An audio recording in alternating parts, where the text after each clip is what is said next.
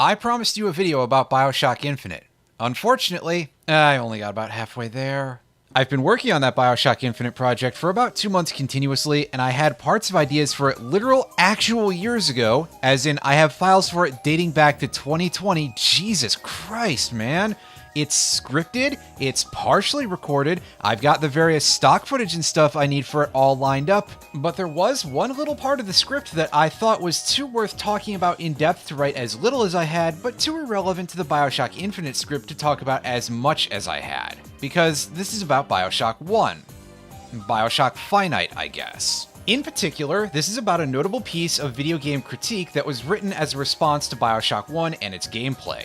This piece, by Clint Hocking, spawned the phrase ludonarrative dissonance, a frequently invoked aspect of games criticism. In this video, I just want to have a little look at the piece and comment on some things that mean I probably wouldn't have arrived at the same conclusion so readily.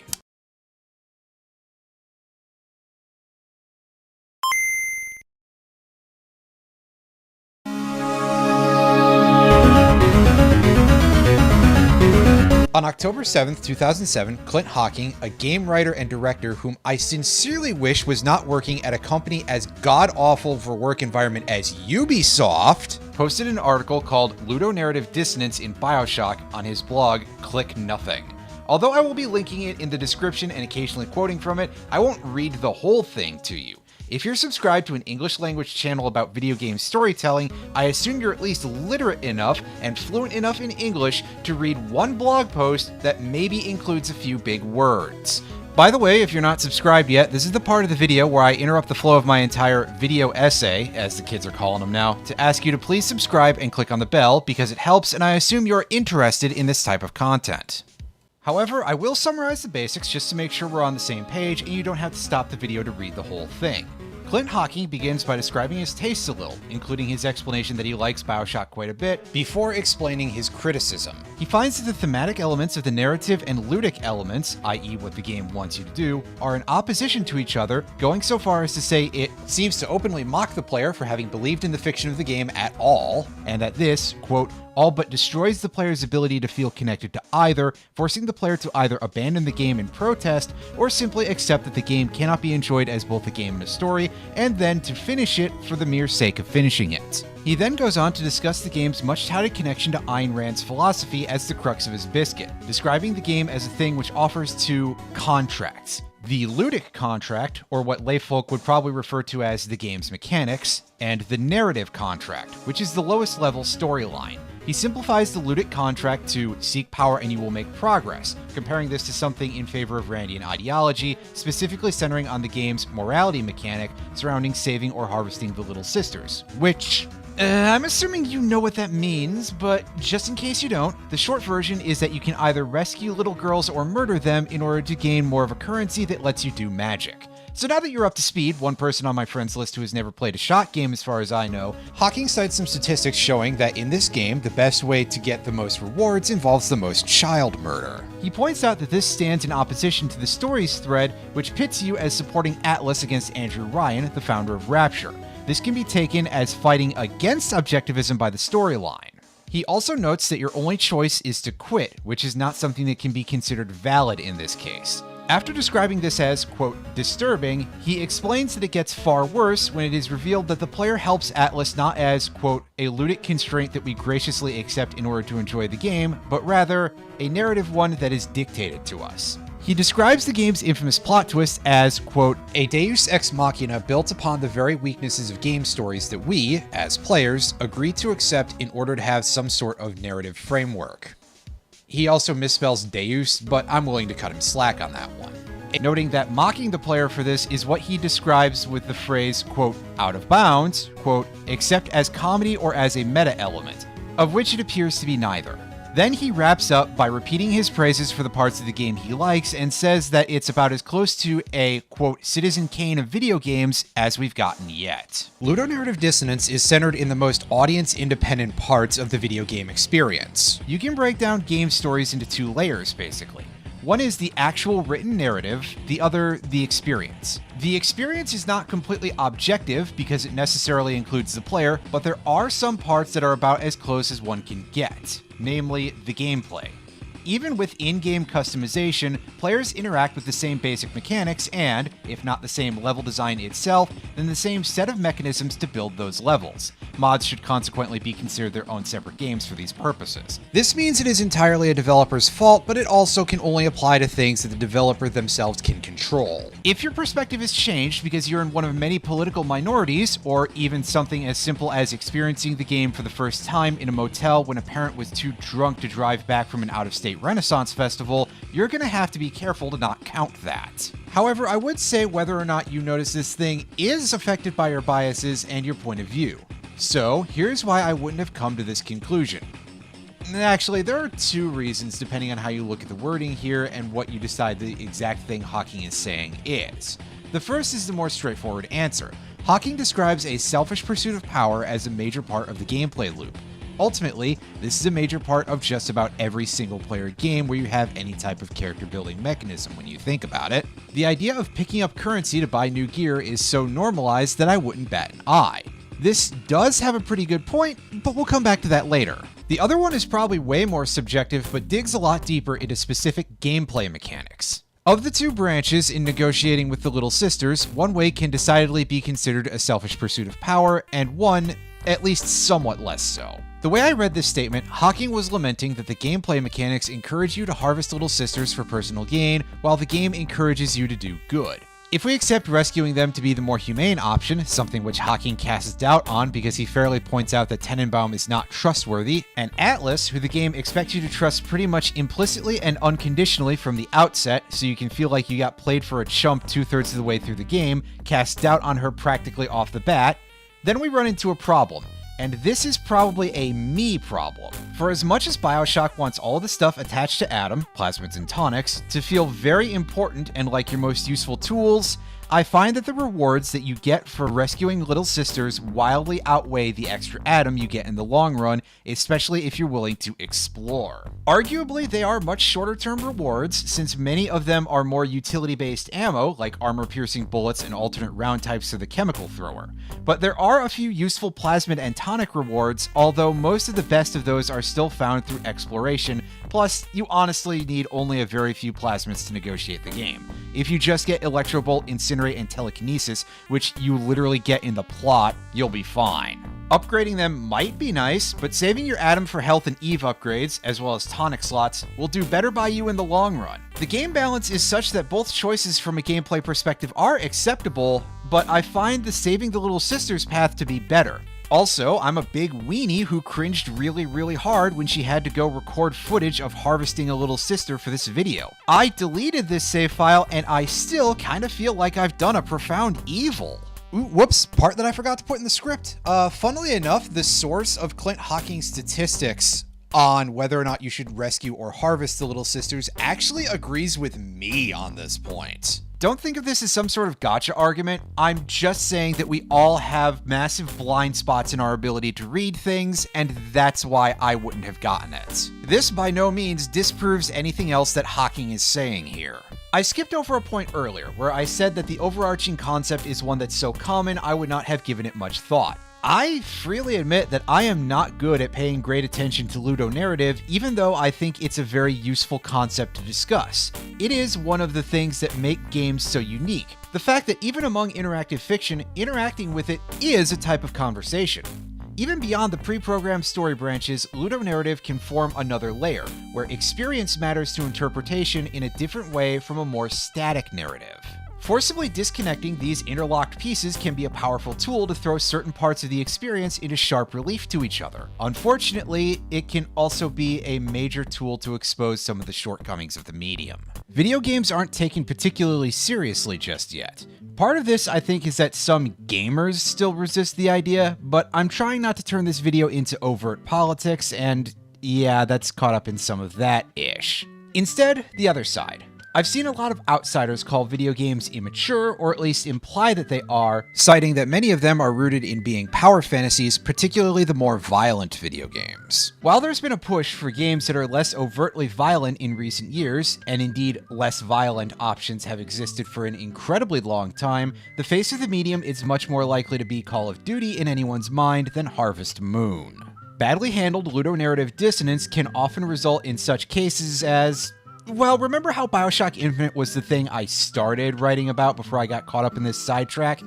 Yeah. Among the many things BioShock Infinite is roundly mocked for by people who mock it is how the game is so firmly anti-violence in its stance that it becomes blind to nuance. Unfortunately, this is also found in a game where you kill a monstrous amount of guys, and there are sometimes some instances of some rather seriously nasty ways people meet their end. You can even dole out a pretty grody Mortal Kombat grade execution, okay, maybe pre-2011 Mortal Kombat grade execution, with your melee weapon, the Sky Hook, where you drive the spinning hook into a guy's face and start it spinning. It is not only unnecessary from a gameplay stance, but it kinda makes me want to barf. Why is this even here, Irrational Games?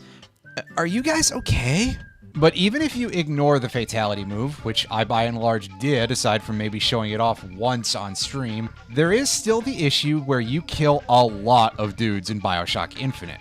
I'm pretty sure I killed at least 1,000 dudes in BioShock Infinite, which isn't even a reference to this gag that I'm putting up on screen again anyway because it's hilarious. I'm not going to say that Booker had a larger body count than the Founders or the Vox Populi, counting only the body count Booker racks up under the player's control and in Columbia, but it was not a small amount. While at least part of the point is probably that Booker is a deeply awful human being who can only be redeemed by dying, would that the game would take a real stance on anything, it really doesn't work to try and say that violence is bad in any game where you can acquire a body count on par with some real-world armed conflicts. Even once you get away from the mealy-mouthed messaging of BioShock Infinite, part of this is because I think narrative games where you play as the bad guy are not exactly popular or well-liked. Comparatively few people actually enjoy being the bad guy, or at least dealing with the associated baggage. Critically acclaimed shooter Spec Ops: The Line makes you do all kinds of horrible things to put forward a message about how deeply horrific war is, exploiting an abnormal structure in a way similar to how a good game dev would exploit ludonarrative dissonance to sharpen its barbs.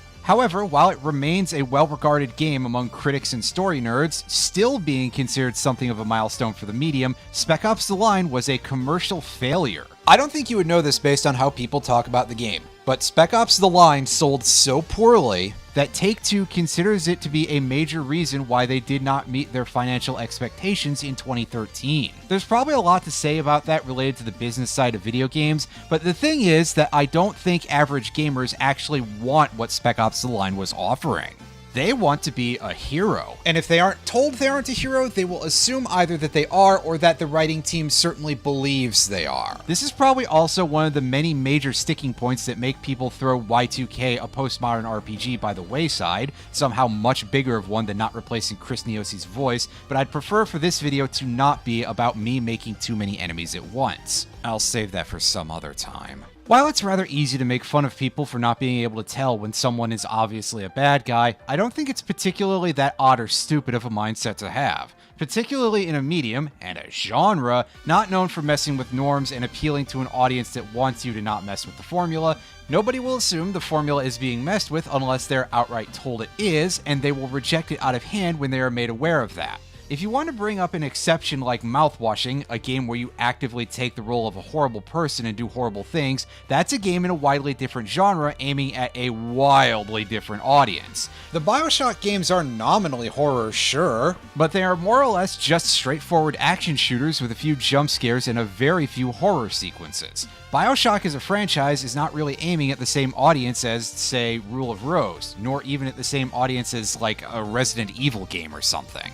However, all of this is me getting sidetracked once again about something we're not actually here to discuss. Back on topic, ludonarrative dissonance is a very useful concept to examine in video games because they are a strongly experience-based narrative medium, and the interplay of the story and how you get there matters in a way that is much harder to deny than in other media. It's probably the most important part of the medium for most folks. Even if you don't care about the story, certain aspects of that experience can make or break a game for you. This is also the domain of one very important aspect of playing video games: fun. So if there's something in the experience that messes with how you take the story, that's kind of a big deal. Speaking of which, we should probably talk about BioShock's big twist, which I think recontextualizes a lot of the stuff in the article. It is still a useful scenario to discuss, but things get to be a bit muddy after a point. A good chunk into BioShock, you finally discover Andrew Ryan, who is your target for the game. He explains to you that the phrase, "would you kindly," which has been frequently used by Atlas over the radio, is a trigger phrase that gives people control over your brain. There's some stuff in the environment alluding to this in the room before, but he lays it all out for you before commanding you to bash his head in with a golf club. After which point, Atlas reveals that he's actually Ryan's rival, Frank Fontaine. This was effectively a business dispute, and he no longer has need of you. In any other game, this would probably be the most unsatisfying boss fight and setup ever, but this is BioShock revealing its hidden power level. It turns out that the entire game has been something of a treatise on player agency. The fine details vary, sure, but you have been doing this because there is ultimately no other choice. I mean, you could just stop playing, but if you're offering that as a choice you can make inside the confines of the game, I think you've fundamentally failed to make your point somewhere. This screws with a few points that Hocking made about the plot. He points out that you join Atlas's rebellion against Ryan. Technically, yes, but it's a bit more like saying you were conscripted into Atlas's rebellion against Ryan. Jack is the barest bones of a character being deployed more to demonstrate a principle than someone well and truly fleshed out, so we don't get any sense of what he thinks about this, if he thinks about it at all. If you want me to throw any actual criticism at anything Clint Hocking did with this article other than maybe write in a slightly overdramatic way, which I can't even really ding a guy writing something for consumption by internet users for a dramatic writing style, it is very specifically this point. Clint Hocking says that he thinks the mockery that he considers BioShock to display is a red line, except, quote, as comedy or as a meta element of which it appears to be neither. No, it is a meta element.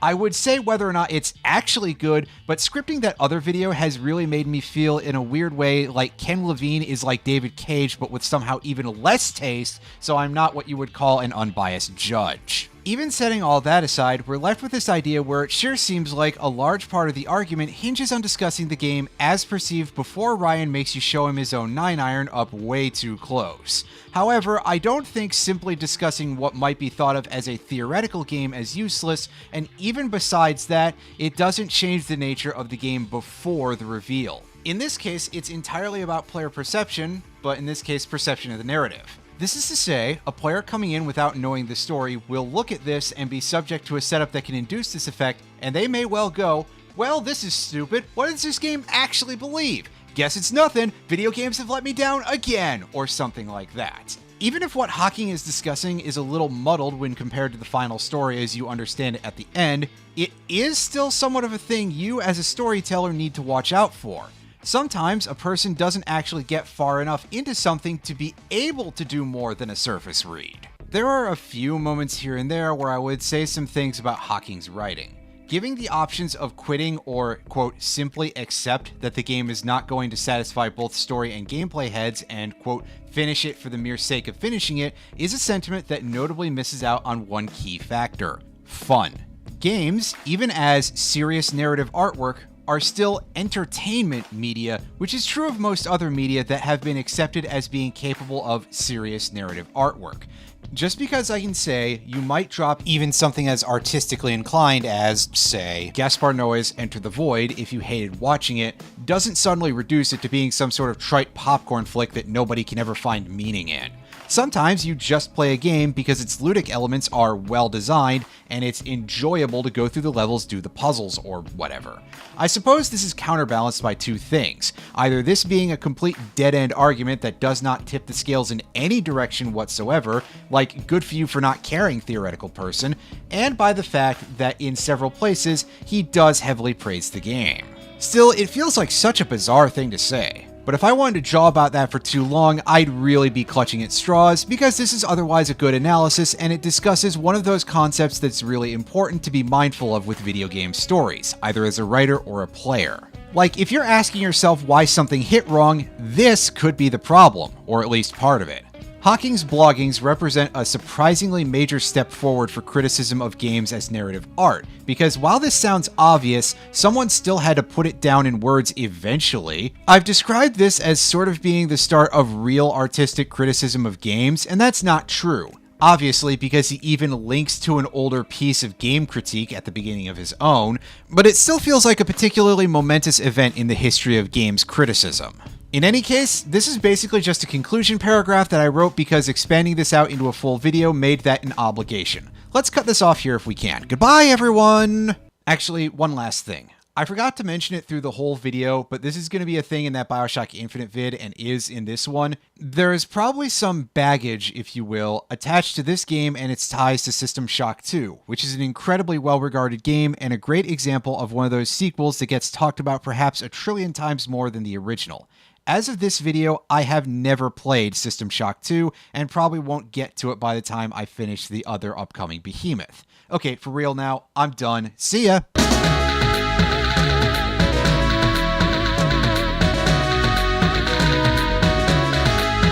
Does this count as me lying when I said goodbye? Oh, never mind. Thank you very much for watching. This spun off from the main BioShock Infinite video that I already mentioned earlier, which I apologize for not having that done yet. It is so much longer and larger than I expected.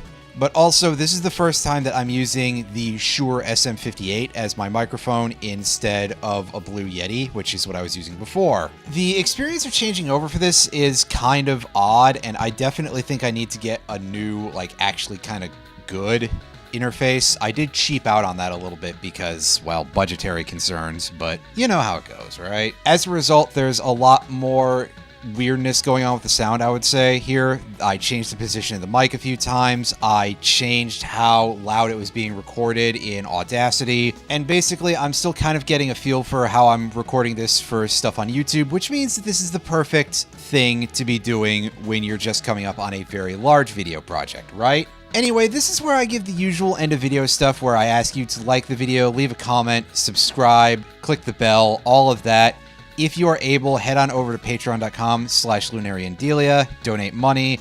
It helps the channel, blah, blah, blah. I stream on Twitch at twitch.tv/lunariandelia. And of course, thank you to my patrons, Plastic Alan and Mile Marker. Thank you all very much. Once again, I will see you in the next one.